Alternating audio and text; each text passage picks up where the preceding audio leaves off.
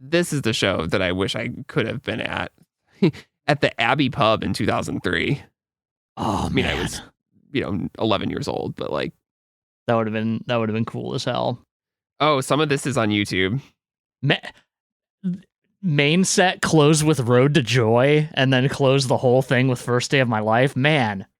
But neither of those songs have been officially released yet. That's insane. That's so insane. I love it, but it's insane.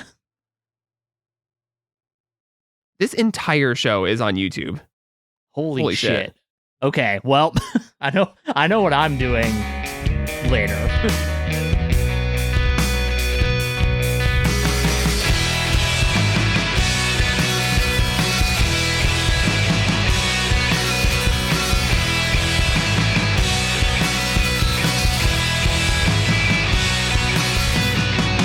Welcome to Noise Floor, a podcast about music and our favorite artist discographies. I'm Troy Sennett. And I'm Matt Kistler.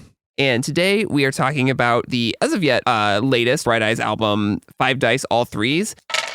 This came out in September of 2024 on Dead Oceans, produced by the band, mixed by Mike Mogis, like all of their stuff. This album is about as far from Down in the Weeds Where the World Once Was as you can get. I think it is both consciously and maybe in other ways like a direct response to 5 Dice. Connor's talked about that in interviews. And I think that's one interesting lens to look at the album through, among others that we'll get into. But Matt, what was your impression of this album, hype leading up to it? What do you remember about this time in 2024? So I feel like I kind of completely missed the hype cycle for this album, which is odd. Like, I knew at some point that it was coming out, but I don't think I really checked out any of the singles or anything like that. Definitely hadn't seen any of the music videos, which there are some wild ones for this album. I weirdly feel like and this being a function of doing this series, I feel like I remember the hype cycle leading up to Kids Table more than I do for this album.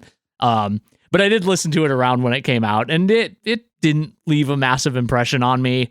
But kind of revisiting it now and taking a closer look at it, I feel like I've gotten a lot more out of it than I did on my initial run. What about you? Yeah, kind of similar. I love the singles from this album. I think they're like almost without question the best songs on the album, particularly Bells and Whistles. So I was like pretty hyped going into it. And I remember I felt like the album just left like no impression on me when I first listened to it. I would revisit it occasionally over the following year, and it couldn't find a way into it. I think giving it a multiple closer listens this week, I feel like I understand the album a little bit more, but I still kind of struggle with it. I think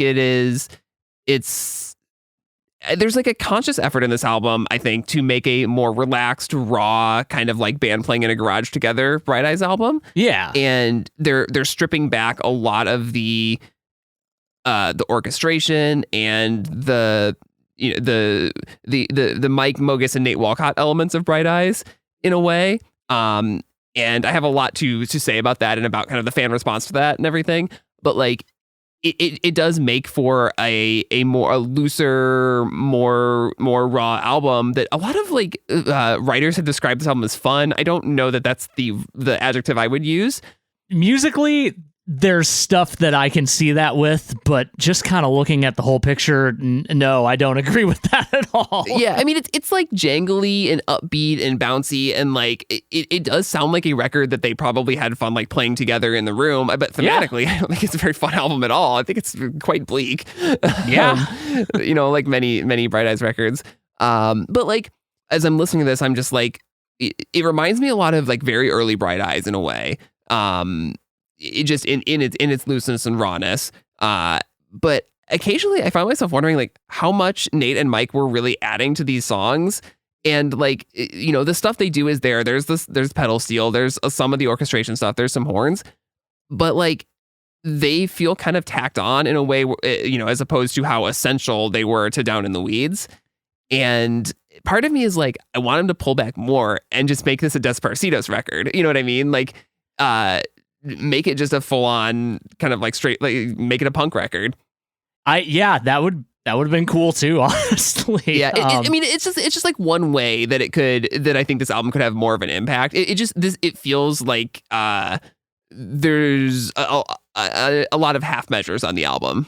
Yeah, I think I agree with that. It does sound kind of based on the interviews that, Nate and Mike were still like involved in the writing process in more like the, kind of initial inceptions of songs, more so than they would have been on previous Bright Eyes records, minus Down in the Weeds, obviously, where they were like really core to that. But I don't know that I hear that, Right. So I was looking at the writing credits, which I think is an interesting kind of way to start, because Nate has more writing credits on this album than like ever before. Yeah. Mike doesn't have any, but I don't think Mike really ever gets writing credit. It's interesting to see, like, obviously Connor is a writing credit on every single Bright Eyes song because he, wrote most of them basically on his own. And then obviously the sort of core collaborator, extra person they bring into the band on this one is Alex Orange Drink from the So-So Glows.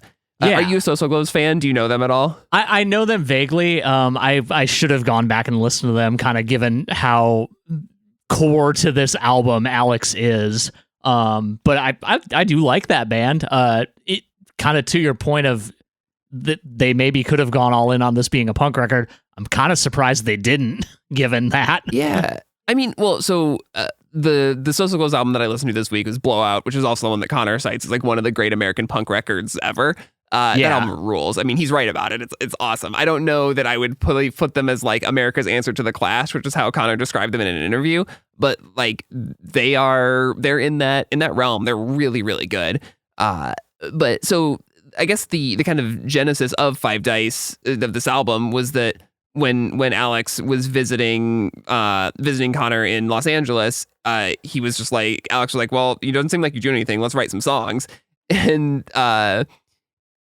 so they started working on, I think they said they wrote Bells and Whistles kind of like on the first day that they were working on stuff. Yeah. And most of this album kind of sprung out of that time together. And then I think Nate lives like very close to Connor's LA residence. And so, he was involved in the writing there. And they got there's a Nick Freitas is playing bass and Griffin Goldsmith is playing drums. They're people who like they've collaborated before. And it seemed like a very kind of familiar situation there where like they could kind of write together and send demos back to Mike and then they went back to Omaha to record. But it's like we've talked about, like every Bright Eyes album is kind of there's a pendulum swing of like how they construct the albums and where they're writing, where they're recording, and I think those circumstances all have a big impact on this album, I think. Yeah, in a lot of ways it feels like kind of throughout the, I guess, mid to late career Bright Eyes, like kind of motion of albums, it kind of feels like everything is a reaction to some element of what came before it.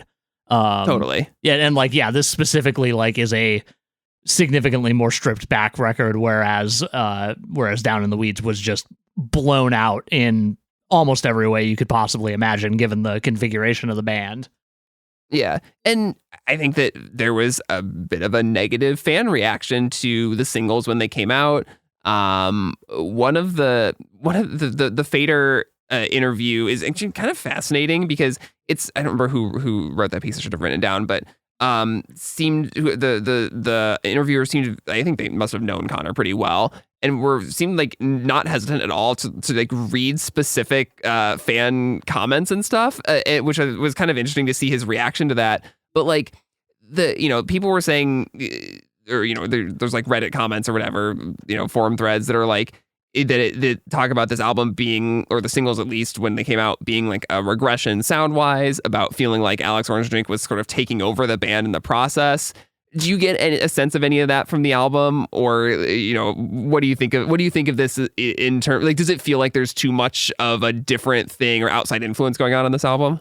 I don't know about that. In a weird way, like that. I don't know that it hits me like that. I feel like if we were in a situation where like somebody else had a singular vision for the band and that was like hammering its way in, we would have a more consistent album than what we got here. And that might be me just giving too much credit to Alex Orange Drink, but like, or or maybe too little credit to the band for fighting back against that if that was the thing that was happening. But like, I don't know, man. I don't really get that impression at all. I feel it feels different, but like most Bright Eyes records have felt different in some way, shape, or form. They always want to do something different. Yeah, I think that is 100% true. I mean, that's how Connor basically sums it up in the interview, and that's how I feel like as a fan, close listener over the past 2.5 months we've been doing this series is like, yeah, they are a band that pushes themselves and wants to try different things, but they are also like uniquely, I think, prone to getting pigeonholed, whether that was on the premises of their own albums, with something like Digital Ash, or just like becoming like an indie folk thing after First Day of My Life or whatever it was. But I was thinking a lot about the fan reaction here because this is something we haven't talked too much about. Sort of the personal life off stage stuff. Yeah, but I think fans, the fan relationship with the band and with Connor in particular is really interesting, kind of fascinating, kind of scary at times.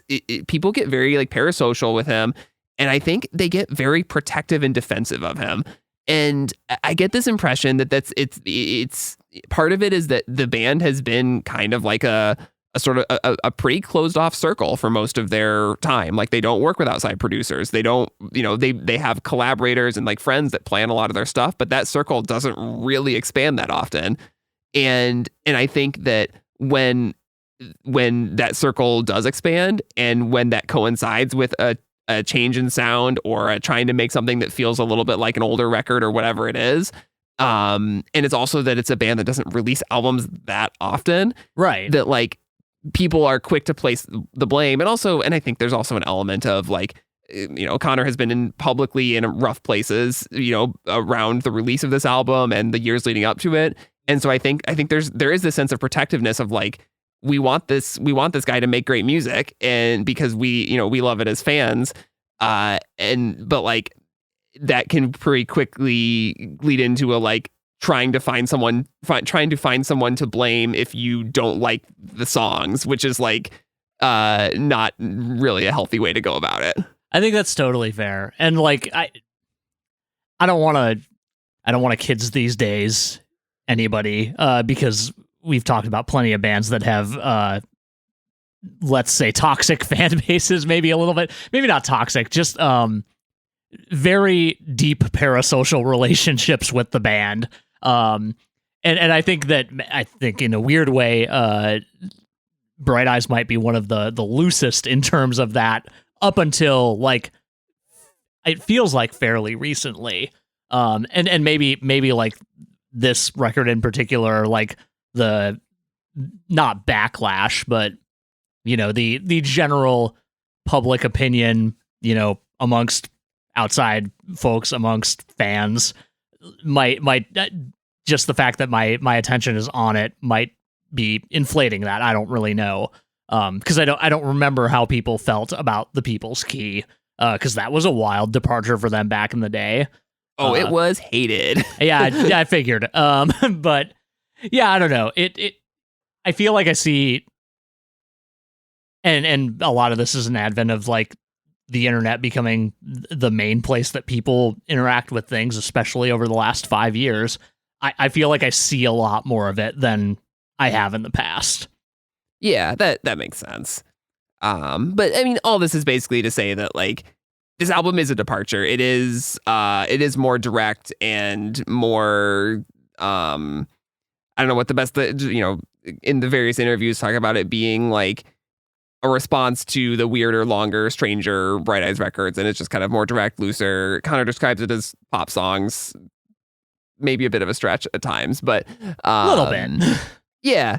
But they also made it quicker. He said they did the whole thing in basically 4 or 5 months from start to finish, whereas Down in the Weeds took like 2.5 years to make. Right. So you end up with a very different record. Before we get into the songs, what do you think of this title? Obviously there's a reference. It is in reference to like Games of Chance and the idea of life as a game of chance, but what do you think of it as like a sort of overarching theme of the album?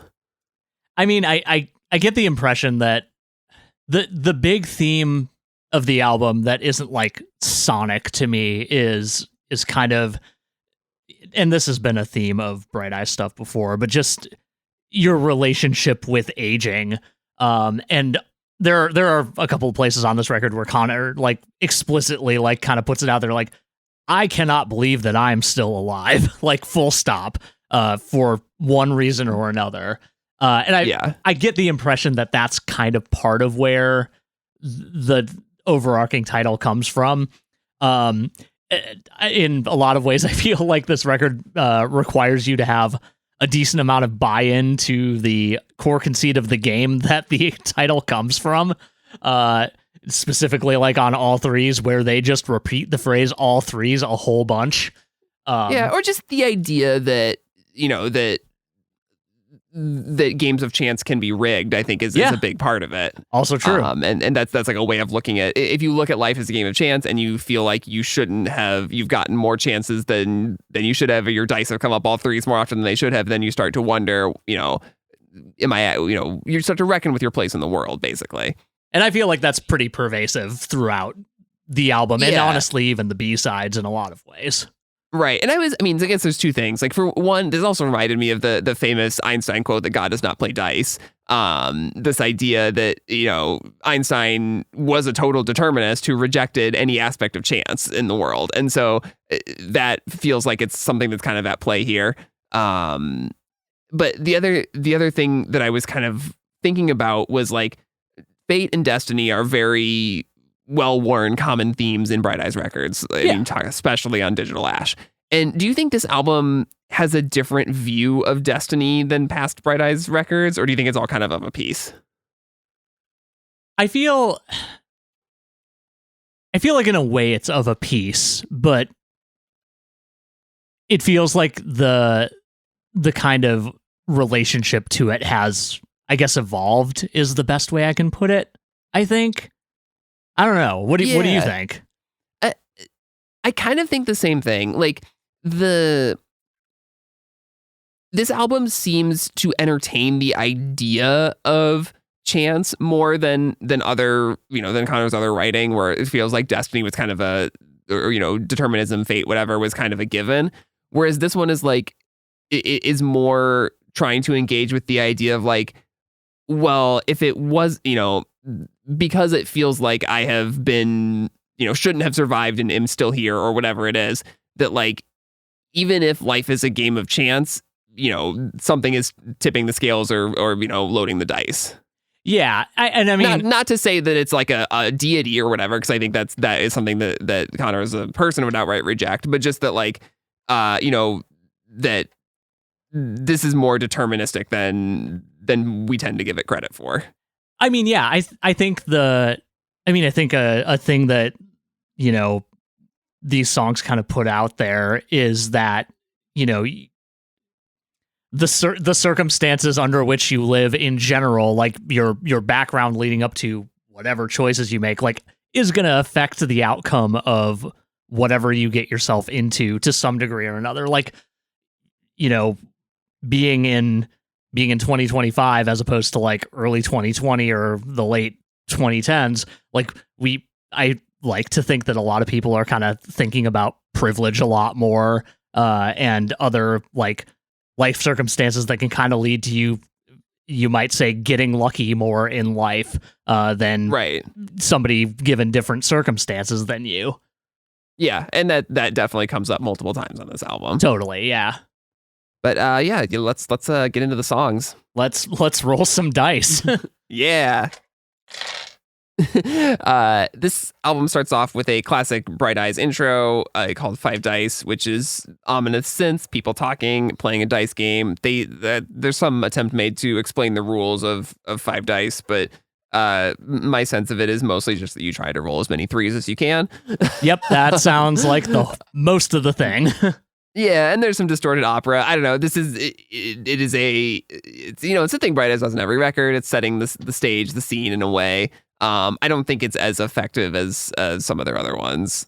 No, but I do like that they. I think it might just be on Bells and Whistles, or maybe it's I forget which track. I made a note like, oh, the opera part from Five Dice came back, or something like that. I do like when stuff like that gets re-alluded to, but yeah, like I almost don't know that this needed to be a standalone track. It maybe could have been shorter. I'm not sure. They would never. No, of course not. That's not how it works.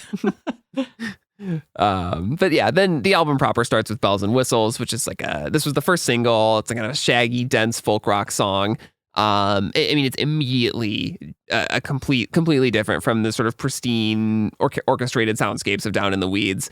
What do you think of this one as a single and as a song? I think it's great. I described this outright as jaunty, and I'm always if a song can be described as jaunty, chances are I am on board to some degree or another. But yeah, I mean, I feel like making this the single is so obvious. Like it's the straight up whistling happening. I know it's part of the title, but like, come on, it's so catchy.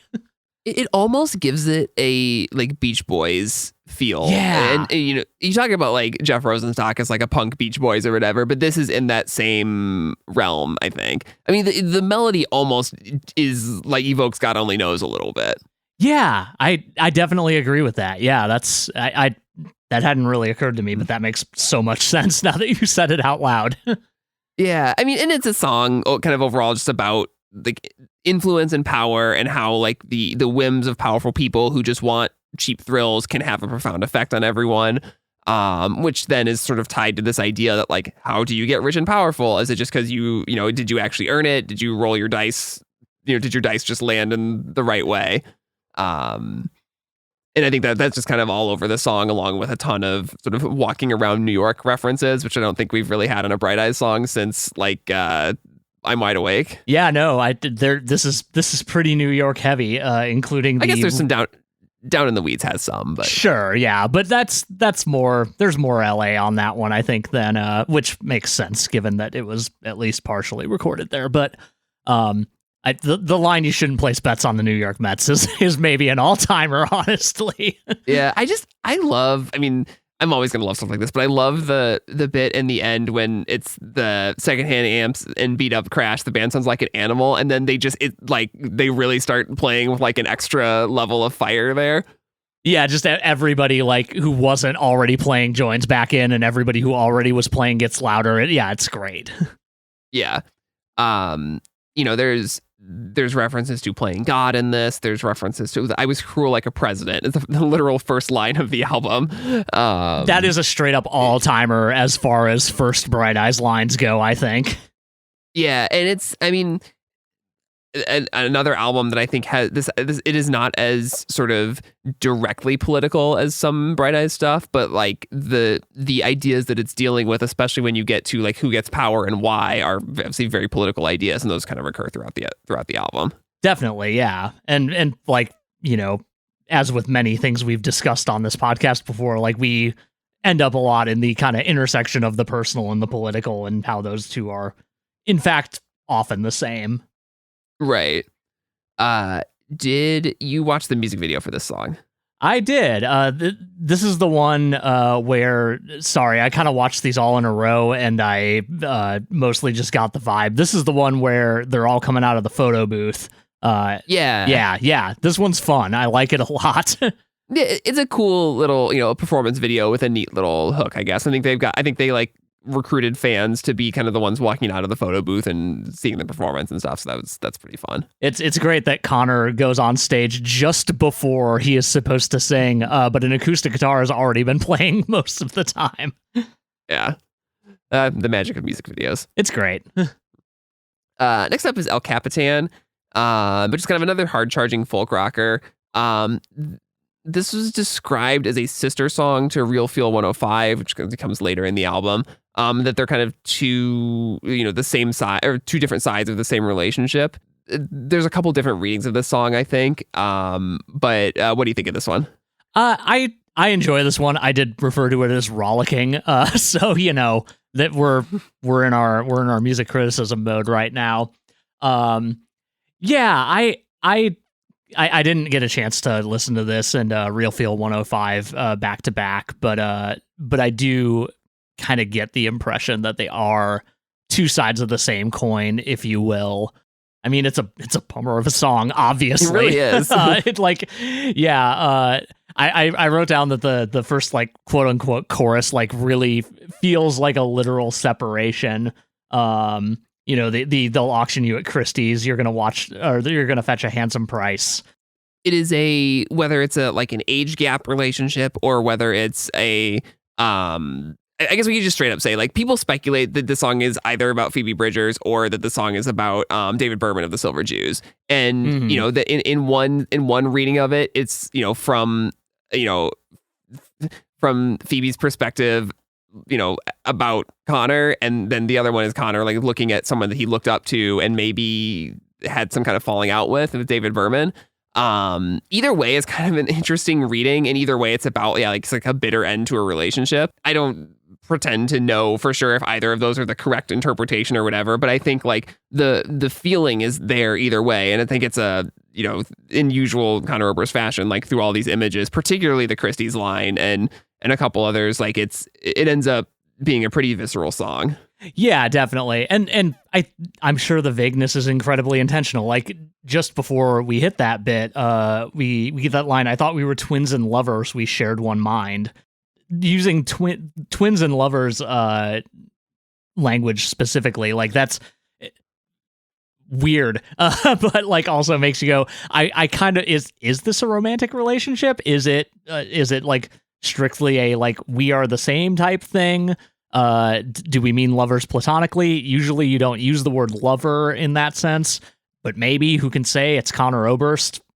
Who knows? Yeah. Or, I mean, the other thing is, like, he often says that his songs are sort of pastiches of many different people, relationships, things like that. So it's like, it's probably not one or the other. It might be a little bit of both, and whatever, lines fit most. Yeah. I mean, we had kind of talked on the last episode about how different types of grief that occur around the same time can kind of become one and the same, and it doesn't necessarily have to specifically be about Phoebe or David. It could really literally be about kind of the loss of both in a way. Or any number of people, who can say? Right. I do think this song in particular reminds me a lot of Lifted, just kind of in the way that it's written and structured. It's, there's not really repeated chorus. There's a chorus, but not without repeated lyrics. And also, just to, another running theme in Conor Oberst's life is that, like, this feels very Bob Dylan. Sure. In a lot of ways. And then the brass parts that come in at the end are really awesome. The brass parts at the end are really awesome. I one thing I did want to call out is that back in, like, I guess before and around the Wide Awake era, we got a lot of references to canaries, but rarely like accompanied by like the image of a canary in a mine, and that is explicitly said here, which I found kind of interesting. Yeah, and it's because the Wide Awake stuff, the bird is like a sort of more of a hopeful symbol, and in this it's explicit. It's explicitly about death, followed by a line it's like, you can't say I didn't warn you or prepare you for the afterlife. Is like it gets it's the sort of bleaker side of that bird image. Yeah. Next up is Bastionader. Another song that I really quite like. This is the thing with this record. I'm 3 songs in, I'm like feeling it. I was like, ooh, I could see this, being up there with my favorites, and then we'll get to where it falls off. But first, the song that I think is quite good. Sort of another song that moves pretty fast, and it's just kind of rich with allusions to artists, to books, to writers, to everything, including Bastionader, who was a Dutch artist who tried to sail across the Atlantic and disappeared. But I think this is a great song. I think it's really cool. I like moving through these kind of different images that like most people would know. Like we referenced Starry Night in the first stanza. We get the most well-known Mark Twain work in the second one. And like sometimes I give that a little bit of side eye, but I feel like for the most part, like making references to cultural things that people have as like touchstones for the most part is probably better than going obscure. So I think it works. I love that this song ends on how much she loves LA also. Just like our friend Jenny Lewis.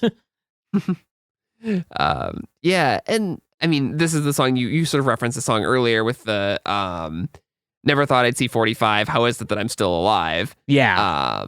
Which is this, I mean, because I think the sort of the title and sort of this idea of like, even again, it takes a lot of nerve to live on planet Earth, takes a lot of nerve to sail around the world. This kind of recurring like idea that, you know, you have to, in order to like achieve anything, you have to sort of dream big is sort of a trite way to say it, but like, you know, it takes a lot of effort, and that is like an optimistic way to think about it. But then when you turn that around with the sort of fate idea of this record, then you start questioning like, well, was all that hard work for anything, or was it just going to happen the way it happened anyway? Yeah. One kind of construction thing I like about this song is that we obviously talk a lot about like certain things in choruses changing, but like this one specifically, we hit the chorus. It takes a lot of nerve to live on planet Earth. Then we change the first line of that in the second chorus, and it's and you got a lot to learn living on planet Earth. But then we hit that third and last chorus effectively, where we go back to it takes a lot of nerve, but we change the second line, and then we go into it was the best instead of it was the worst, which I kind of like, honestly. It's almost weirdly novel to like go outside of the like the Bright Eyes things that we change conventions a little bit. Yeah, it's instead of like completely rewriting the chorus, it's just kind of swapping the ideas around in interesting ways each time. Yeah. Next up is Tiny Suicides. This it's like an incredibly like big snare roll at the beginning of the song. It really before you is. get into like a pretty quiet sort of acoustic guitar and piano arrangement for the beginning. Yep. This is where I started to struggle with this album. It's where this is where it starts to feel like, you know, you get 3 songs in and it's like, oh, I kind of am into the vibe, this sort of a little punkier, a little more folk rock type thing. And this is a song where it starts to feel like they were like, oh, we need to like make this a Bright Eyes album, if that makes sense. I could see that. We need some of that classic flavor, which weirdly like we get in the form of like, we hit that big snare roll, and then all of a sudden it's a piano song. We weirdly get the return of the like kind of slapback echo that we had on a lot on the People's Key. We get some wild like processed trumpet happening in the bridge.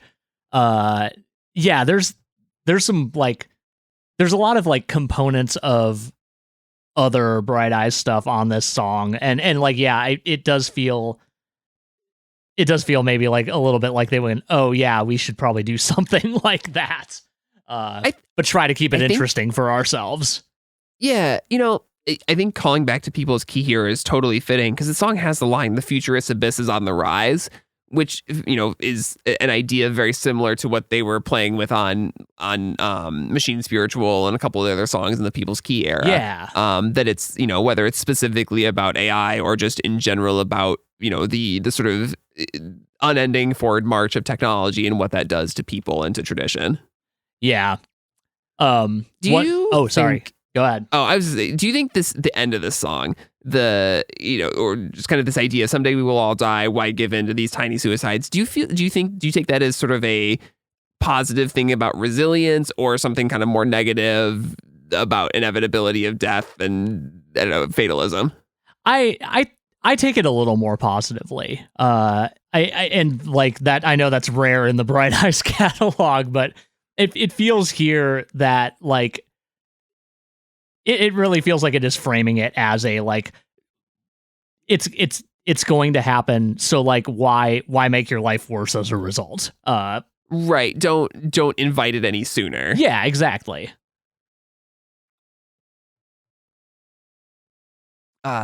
we have not talked about the samples that are kind of all throughout this album. Yeah.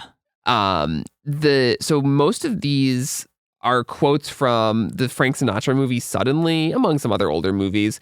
There's a really cool Instagram post from Mike's daughter Stella, who compiled all of these and just said that she like listened to the demos and wrote, or like, you know, the mixes, rough mixes, and watched a ton of old movies and would just like kind of fast forward and go back and forth and find all these lines. And she posted her like notebook of, you know, transcribing all these different, you know, timestamps and stuff to use for samples and which ones the band liked and didn't like. It's kind of a cool, it's a cool little post to check out. We should link it at somewhere. Yeah, I will definitely put that up on our story, and I'll put it in the I think we have some kind of supplemental material highlight that I'm putting stuff in on occasion. Yeah, I'll put it up there. It is really cool. I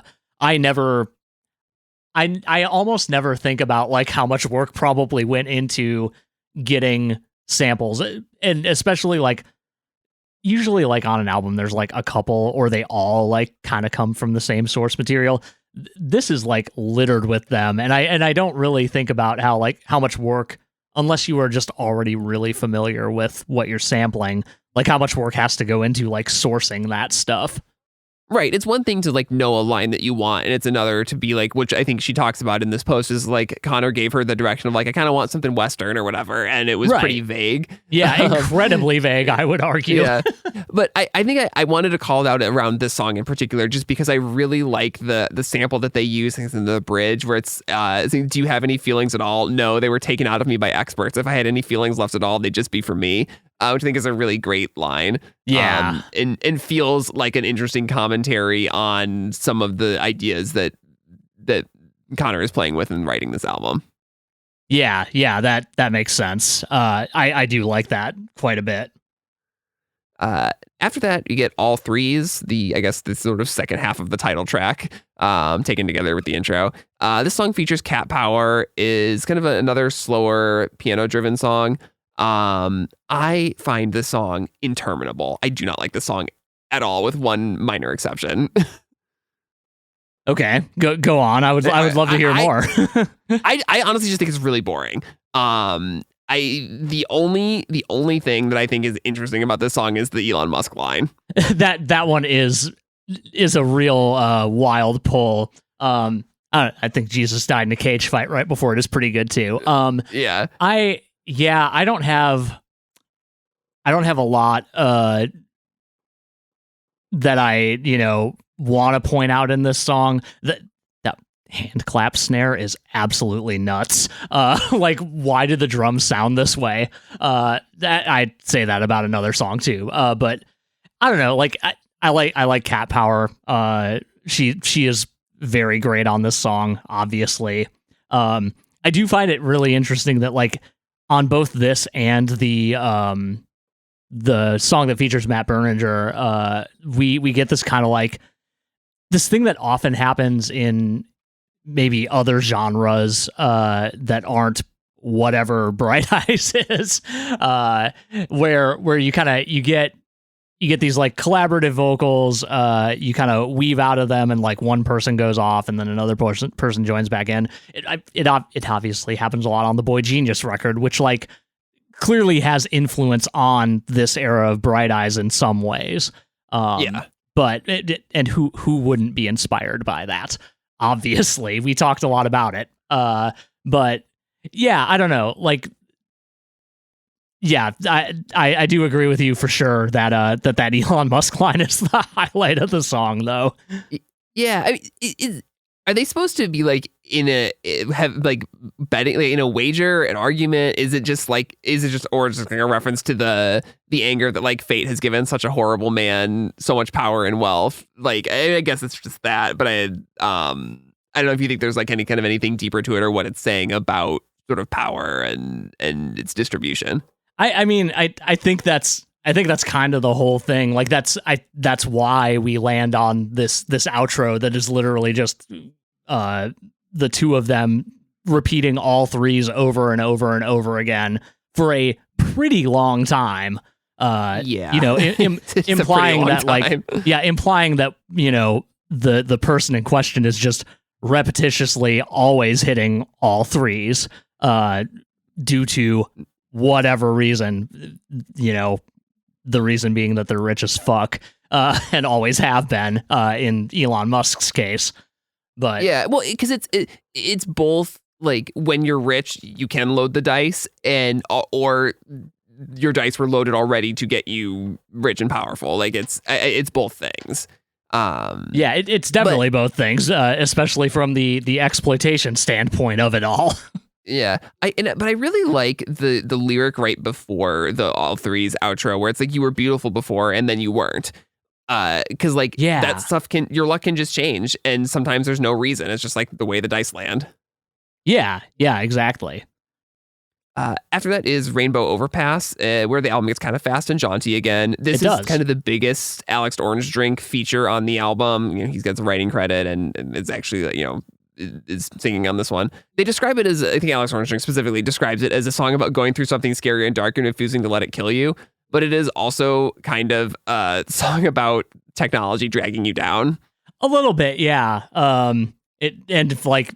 This song's relationship to death does feel implied by this kind of idea of the rainbow overpass as opposed to the rainbow bridge that all pets cross because they're all good boys and girls. Yeah, but yeah, I don't know. Like I think the song is super super fun. I don't know that I have much more beyond what you just said, but it's a good time.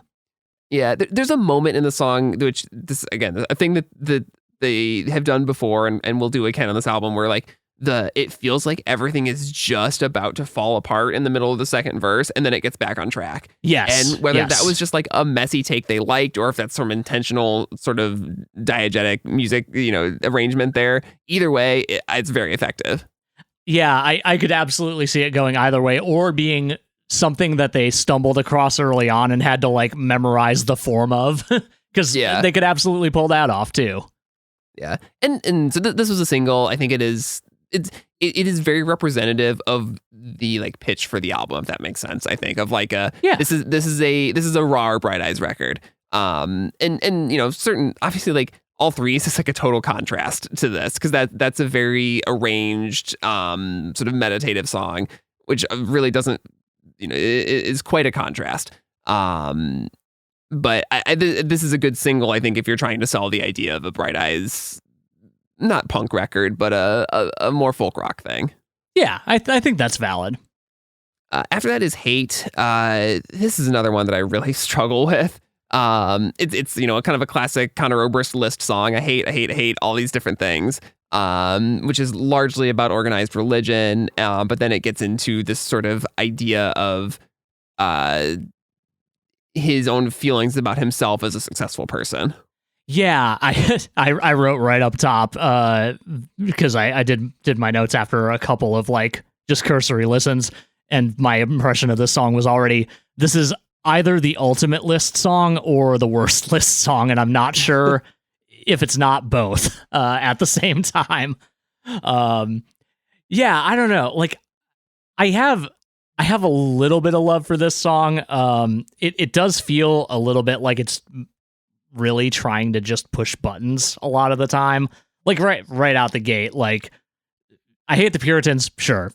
Fuck them. They suck. They made everybody's lives worse. I hate Mary Magdalene. Okay, now we're just trying to make Catholics mad. But then, we kind of back off and go like, I hate the way that she was treated or is treated really still. But yeah, the whole song does just kind of end up being like, in a weird way, a standard list song. I do like when we end up at I hate the protest singer staring at me in the mirror. That feels like a really like core theme on this album, is kind of looking at yourself now versus how you used to be, and not liking what you see for complicated reasons. Right, and not liking that you are. I mean, he is undeniably a successful musician. And whether, he is whether, I mean, the question of the song, of the album is like, am I this way because I'm a white American man? Is it just the way I was born? Is it fate? Did I have any control over it? Like, I mean, that to me is kind of the central question of that line. Yeah, definitely. And it is interesting to kind of look at in the context of that Rick Rubin interview on Broken Record, where like they're talking about kind of the Bush era in general and like laughing a little bit about how quaint it was. And like I hate few things more than sorry, I led into that with I hate, and I didn't think about it. There are a few things I hate more than the rehabilitation of George W. Bush in the eyes of Americans, because that dude still killed millions of people. He's just an artist. He just likes painting his little pictures. He just likes painting his little pictures. But like it is, I understand where that viewpoint comes from, because like shit is bad now in a way that it has not necessarily been bad before. But in many ways, it has been exactly this bad before. We just have kind of rose-colored glasses about it now. Yeah. And like that's such an interesting thing to, because like, I don't think that irony is lost on somebody like Connor, somebody who felt so strongly about the way that the world was heading back in 2004, 2005. And like still kind of regularly like talks about, you know, how unpopular it was to be anti-war in the early 2000s versus now, or even, you know, later in the 2000s. But yeah, I don't know. I found that I don't think that line redeems the whole song, but it really like gives me something to latch on to. Right, totally. And then, you know, because I guess maybe my sort of overarching problem with the song, I agree with you that is the line that is sort of the best part of the song, is that little verse. But like everything else about this song, I'm just like, he has said this stuff before more succinctly and more interestingly. Like all the three stanzas of like religious hate and whatever, and the beginning of the song is like the verse in Four Winds, the Bible's blind, the Torah is deaf, the Quran is mute. It's just like that's it. That's all of it. 8 words or whatever. He said it better than 3 verses in the song. And kind of similar, like, you know, it gets to the end, it gets the you know, the artificial poets from the future are here, which is like a literal lyric about AI that he's revisiting from Tiny Suicides and obviously from the People's Key. Yeah. Where there's nothing like wrong with that lyric, but it is just said a little more straightforwardly than, you know, I think he's done it in more interesting ways before. Yeah, I definitely agree with you on that. Yeah, and then also just like I said, this song is like, at the 3-minute mark, I was like, okay, this ends now, it's fine. But then there's still 2 more minutes to go, and it's like, it just drags on for me. Yeah, the thing that we regularly return to with there could have been an edit here, and it would have been significantly better. Yeah, this song is actually kind of would be interesting to me as a B-side. Okay, yeah, fair. You know, or who knows, maybe not, but that was a thought that I had about it.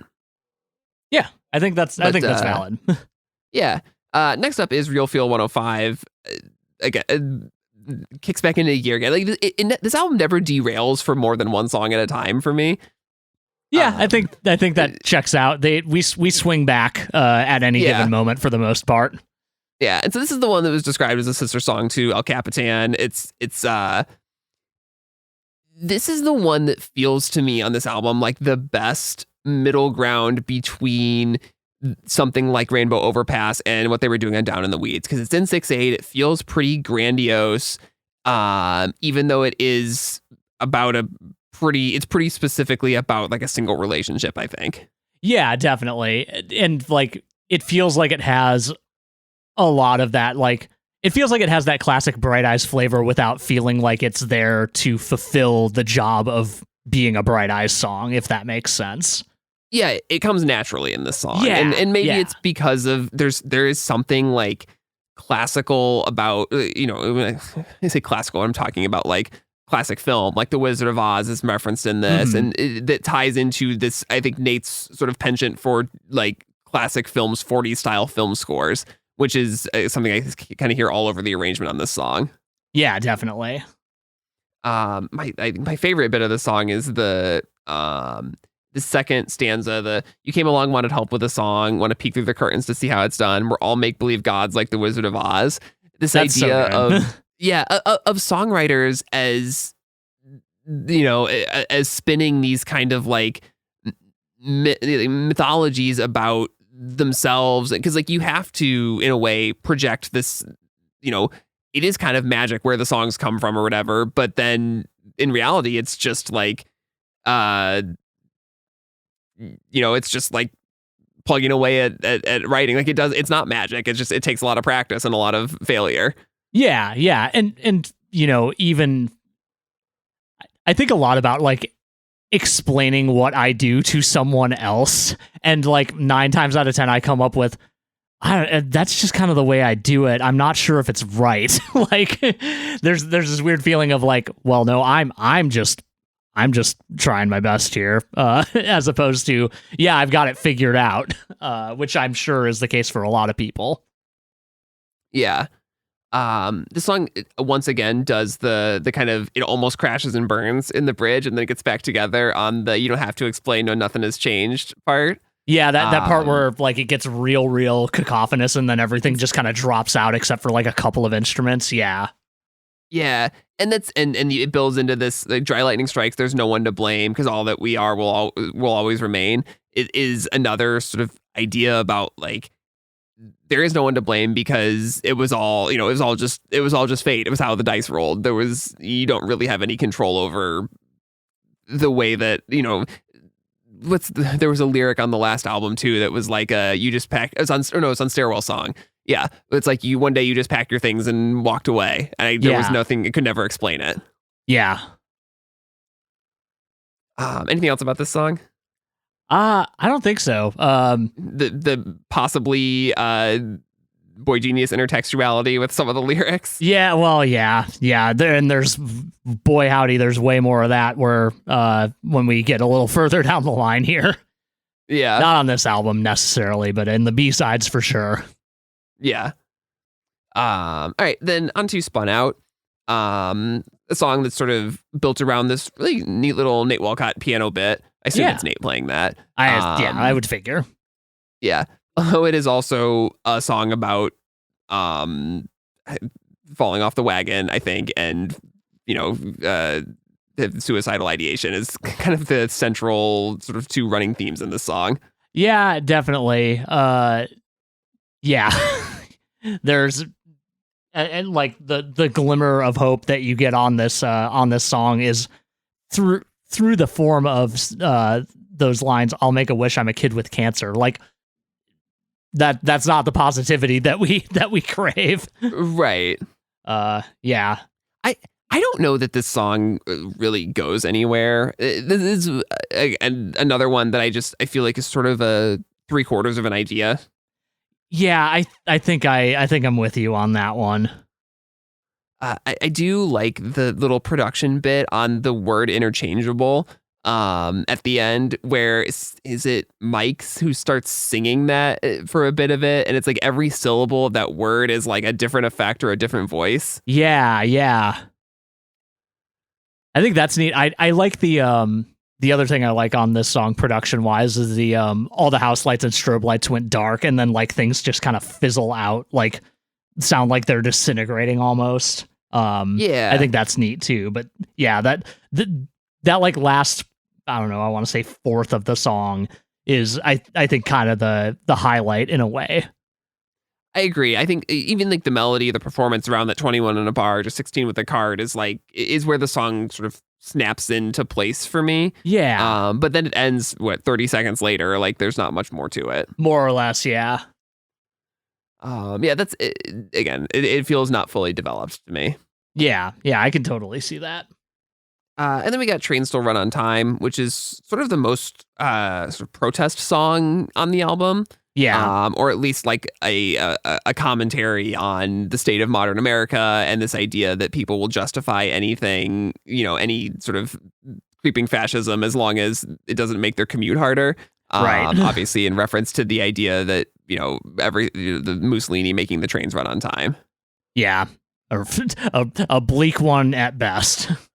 Yeah. And it's got, they're using some of the same like whistling and keyboard stuff they were doing on Bells and Whistles. I think this is like a pretty decent song. I don't know. What do you think of it? I think this one's, despite its subject matter, pretty fun. It really is. I think it does the thing that Bright Eyes does really well, which is like kind of presenting this like really catchy tune with these really kind of bleak ideas. Yeah, because we're kind of in the territory of what is the name of that one song? No one would strike for less. Riot for less. Yeah. Yeah. Like I feel like we're kind of gracing that territory here, but like almost from like the opposite end of like there is nothing convincing people to change anything about the way that the world works or the way that the U.S. works in this case, because it doesn't affect they don't feel like it affects them directly. It definitely does. You just don't notice it because, like you said, the trains are still running on time, as it were. Yeah. I love the image of Made in America on a factory floor, a Disney character breaking down the door. Yeah, that one's really, really good. Yeah. But yeah, I don't know. Like it's as far as, I don't want to say it feels like muted compared to other Bright Eyes protest songs, but it's definitely not the most visceral one. It's no Where the President Talks to God. No, I don't think so at all.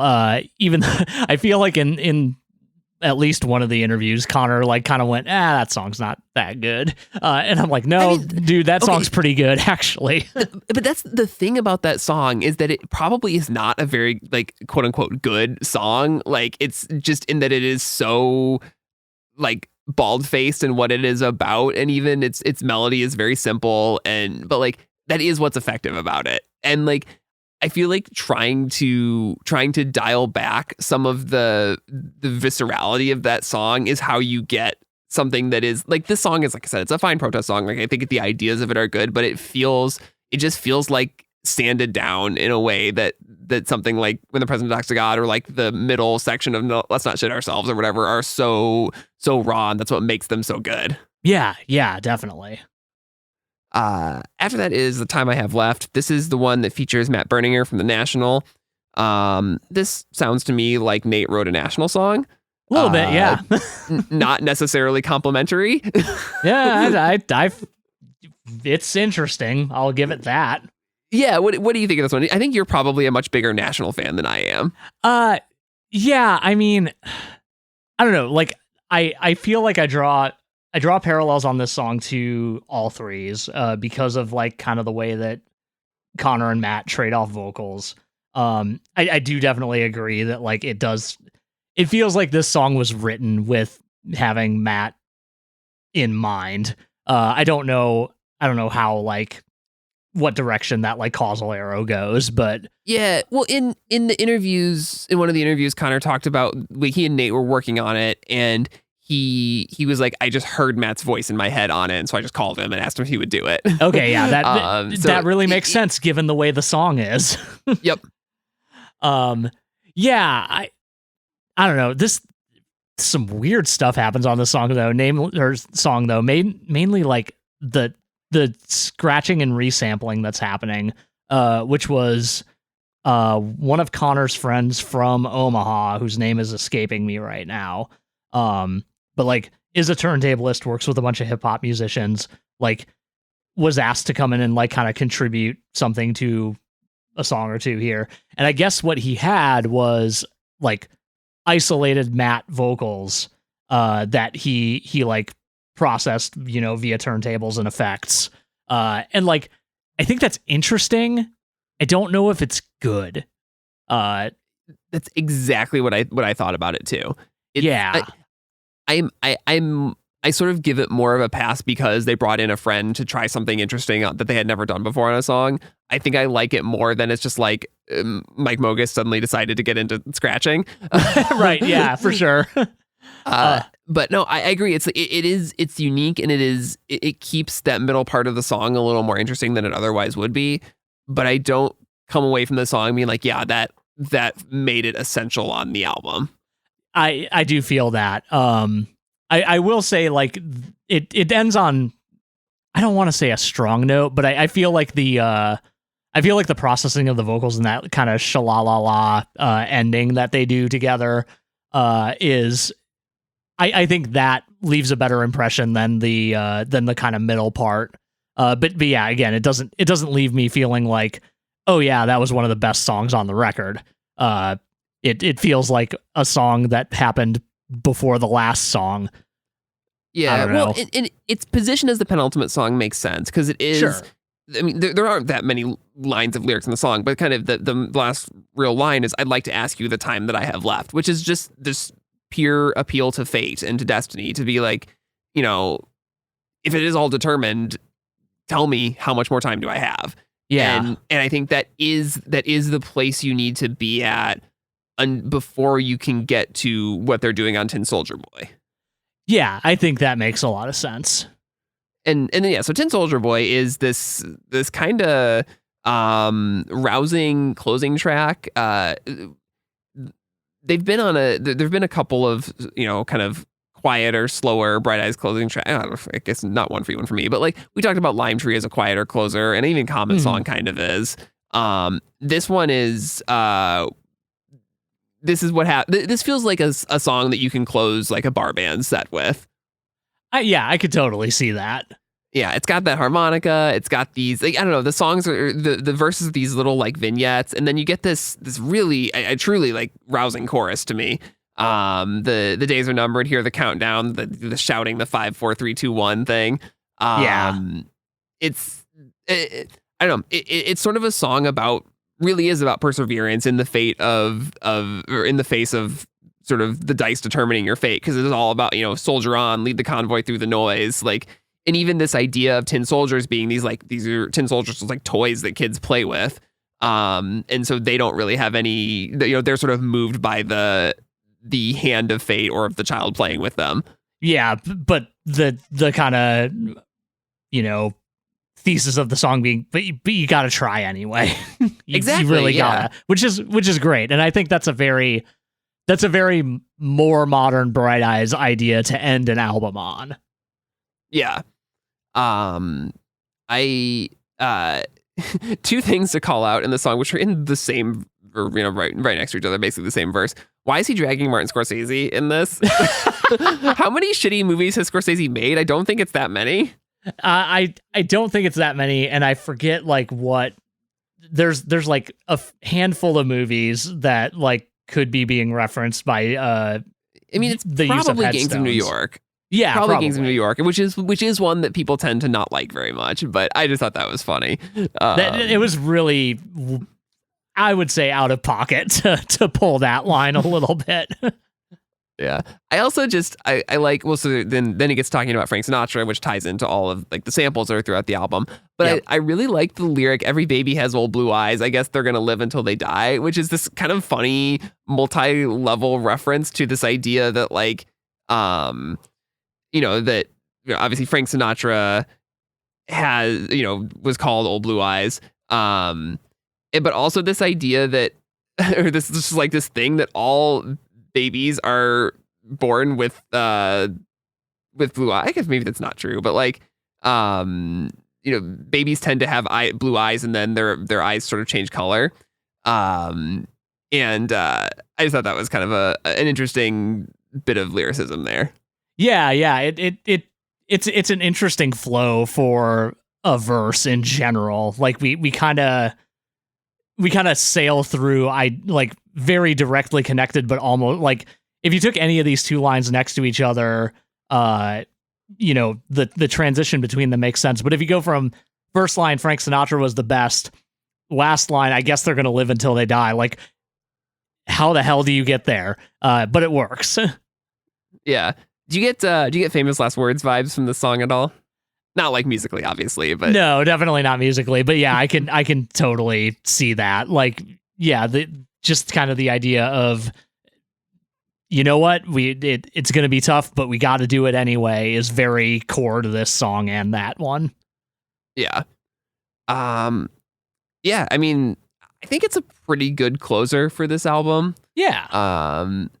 I've returned to this song more than I have many other songs on the record, I think. It gets stuck in my head a lot. Yeah, I think it's a fun one to end the record on, and I feel like thematically it feels like it closes the loop on the album, if you will. It does. It definitely does.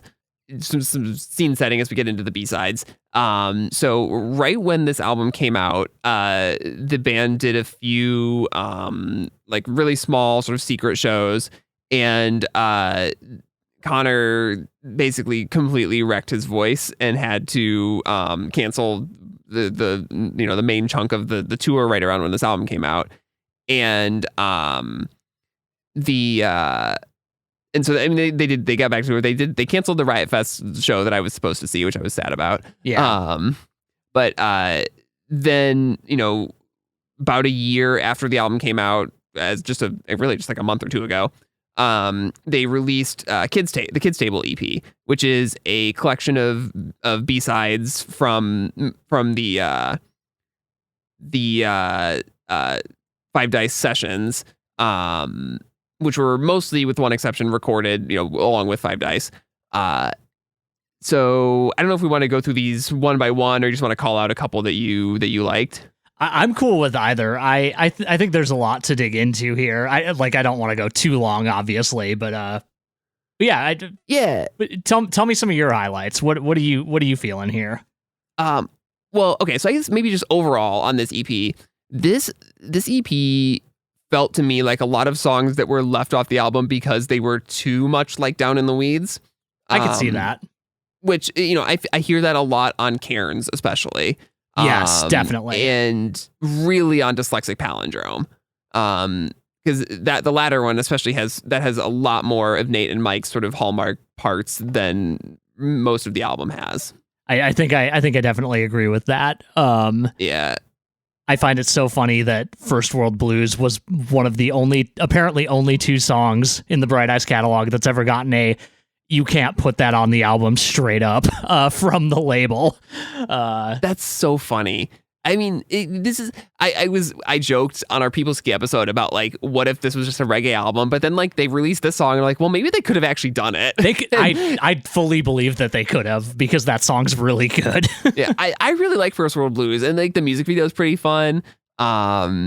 That's the kind of one of the ones where it's like Nate and Mike just did not show up to that music video shoot. Like they literally just hold up their pictures. Yeah, which is funny. Yeah. The reason I brought up the tour cancellation and stuff was that Connor had to do a fairly extensive vocal recovery, and the first thing that he wanted to sing when he was able to sing again was Sharp Cutting Wings, this Lucinda Williams cover, which this is not the first time that they have he's recorded this cover. But this was apparently like a last second addition to this EP after he recorded it.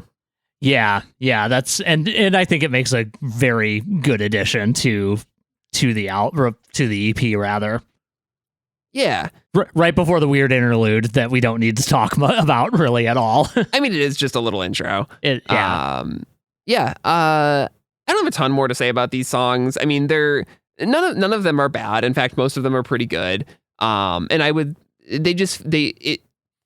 it feels like they were, like I said, they were mostly left off of the album because they don't quite fit musically. But I'm glad that they're all out there. As always, release all the songs. Yeah, for sure. They definitely do like lyrically feel like they fit the general themes of the album. All right, should we rank this discography? Yeah, we gotta, as we are contractually obligated. All right, do you want to go first? I can go first. Yeah, let me pop open my notes app here, because I feel like each of these requires an apology. All right, cool. So we got 10 albums here, which is our longest discography thus far, unless we count Rise Against, which our initial run was 5 episodes, and then we had the other one. So now we're at 2 bands with 10 albums.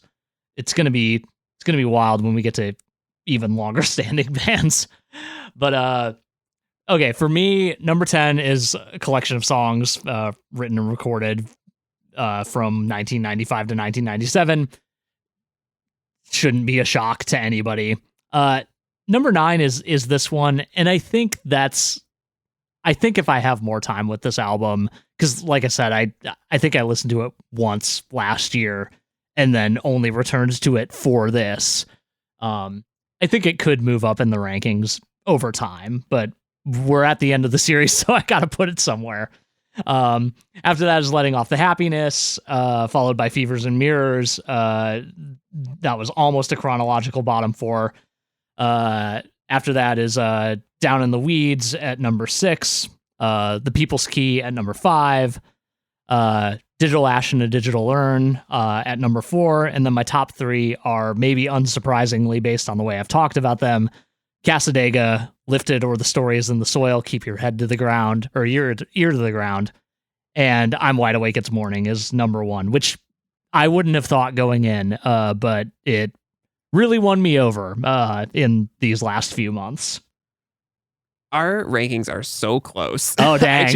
I didn't expect how close they are. So I got Collection of Songs at 10, number 9, Letting Off the Happiness, 8, 5 Dice, 7, Fevers and Mirrors, 6, Down in the Weeds, 5, Digital Ash, 4, The People's Key. I remained very fond of that album, even despite its flaws. 3, Cassadaga, 2, Lifted, 1, I'm Wide Awake. Okay, yeah, I thought about putting Lifted at number 1, but just... I mean, I wouldn't have faulted you for that. No, I wouldn't have faulted me for it either. In a lot of ways, they are more or less tied for first for me. But I think if push comes to shove, if you were like, you can take one Bright Eyes record with you, I think at this point in my life, I would pick I'm Wide Awake It's Morning. Something we haven't really done at the end of any of these series, but I think it would be kind of interesting to do is, what do you want next from Bright Eyes? What do you see Conor Oberst and the band doing, and what are your expectations going forward? I mean, they just put out an album basically in their term, as far as their timelines go, but what do you see in the future for them? That's a great question, because I think prior to Down in the Weeds, I would have said something along the lines of, I want to know what it's like if Nate and Mike are contributing more from the jump. And I think I want even more of that than we got, especially on this album. I don't know, like, in a way I want something unexpected, but I'm not sure what I mean by that, I feel like this band is good at navigating, like, kind of changing their sound, but kind of keeping a core of like what makes them special. So in a way, I want them to just kind of continue doing that. I'm not sure like what specifically would make that land more for me than anything has thus far. But I don't want them going back to a well at all, like specifically because they sound incredibly disinterested in that. So I basically agree with that. Like, I think even though this album 5 Dice is kind of, we had some mixed results, I think, the idea of bringing in sort of a single core outside collaborator, whether that's a producer or a songwriter or whatever it is, for a Bright Eyes record feels interesting to me. I don't know who I would suggest or whatever, but like, I think when they have sort of expanded the Bright Eyes fold, I guess, it usually leads to really interesting things, whether that's adding Nate Walcott to the band, circa I'm Wide Awake or whatever, or whether that's Flea and John Theodore on Down in the Weeds, or whether it's Alex Orange Drink on this album. Like, when they expand that circle, interesting things happen. Are they always great or perfect or the best Bright Eyes records? Maybe not, but like, they're interesting. And when you're 10 plus, or whatever, 18 records, if you count all of Conor solo stuff, like deep into your career, like, you got to inject new life into it somehow. And that's one interesting way to do it, I think. So I would be open to or interested in more sort of bigger collaborations. Yeah, I definitely agree with that too. And I kind of thinking about this, like, in terms of like the what is Bright Eyes versus what is Conor Oberst. Like, I kind of like that we have this dichotomy here, because like 10 years ago, I couldn't have told you what the difference was, if I'm real honest. But I feel like I've sussed it out a lot more in recent years. And I think the band has sussed that out a lot more in recent years. I think so too. Although, again, like we said, it's maybe less clear on this album than it was on Down in the Weeds. Definitely, yeah. But also, the most important thing we want from Connor is it's high fucking time for another Desiparcitos record. Please make that happen. Thank you. Thank you. All right. We should do some random recommendations. What do you got this week? So this was what I actually was going to bring last week, and I just like blanked in the moment and was like, oh, well, new album that I'm excited about. I'm going to do something unprecedented on this podcast, and I'm going to recommend an album we've already covered. I think everybody should go back and listen to A City by the Light Divided by Thursday. Hey, I agree. So Thursday recently played a few sets on the SS Neverender, which is the Coheed and Cambria cruise, a band that we will cover someday. And it will be even more lore deep than this series was. We're going to have to read so many comic books. We're going to have to read so many impossible to find comic books. Anyway, the inspiration for this came from the first night that they played. They opened the set with You Were the Cancer from Common Existence, but they closed the set with Into the Blinding Light, the penultimate track on City. And I was floored by that, especially because it was like on the cruise, which seems like a wild place to pull that out. And I was like, I need to go listen to this album immediately. And I was so happy that I did, because that record still rules. Noise Floor's number 2 favorite Thursday album, if I remember our ranking correctly.